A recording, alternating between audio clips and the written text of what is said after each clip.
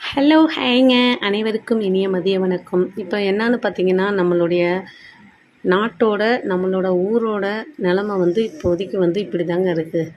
நான் வந்து இன்றைக்கி மதியம் வந்து என்னோடய ஸ்கூட்டி எடுத்துக்கிட்டு பெட்ரோல் பங்க்கு போனேன்.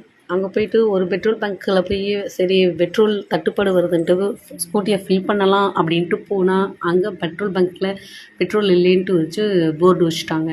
நெக்ஸ்ட்டு இன்னொரு பெட்ரோல் பங்க் போனால் ரேஷன் கடையோட அதிகமான க்யூங்க, நிற்கவே முடியல.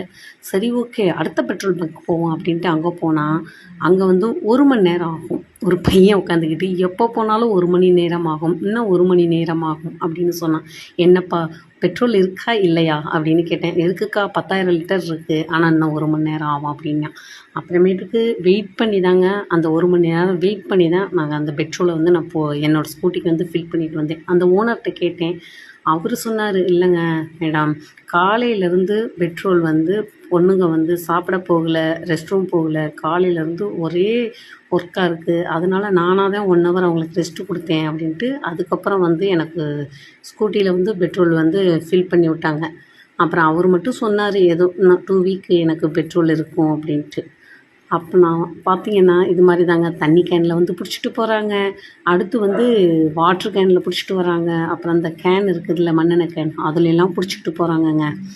பெட்ரோலோட நிலவரம் இப்படி இருக்குது.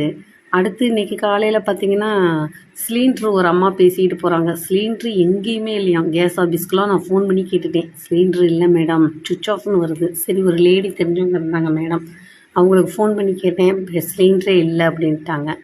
அவங்க அப்படியே சில்லு சில்லுன்னு விழுகுறாங்க. ஏன்னா நிறையா பேர் ஃபோன் பண்ணி கேட்கவும் அவங்க தெரிஞ்சவங்கள்ட்ட கூட வந்து அப்படி பேசுகிறாங்க.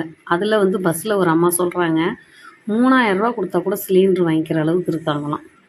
பாருங்கள், இப்போவே இந்த நிலமைனா இன்னும் ஒரு 1 வீக்லாம் போச்சுன்னா நம்ம நாட்டில் வந்து சிலிண்டர் தட்டுப்பாடு, அடுத்தது பெட்ரோல் தட்டுப்பாடு எல்லாமே வந்துடும். அப்புறம் பார்த்திங்கன்னா அடுத்து எல்லோரும் அப்படியே சிலிண்டர்லேருந்து கேஸ் அடுப்புலேருந்து மின்சார அடுப்புக்கு மாறுவாங்க. அடுத்தது வெயில் காலம் வேறு, எல்லாம் ஏசியெல்லாம் யூஸ் பண்ணுவோம். அடுத்தது மின்சார தட்டுப்பாடு வந்துடும்.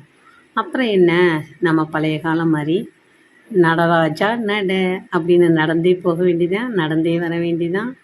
ராந்தல் விளக்கும் சிம்னி விளக்கும் ஏற்றி வச்சுக்க வேண்டியதான். வாருங்கள் ட்ரெண்டிங்னு நம்ம சொல்லிக்கிட்டே இருந்தோம்ல, நம்மளுடைய மூதாதையர்கள் ட்ரெண்டிங்க்கு நம்ம மாறப்போகிறோம்.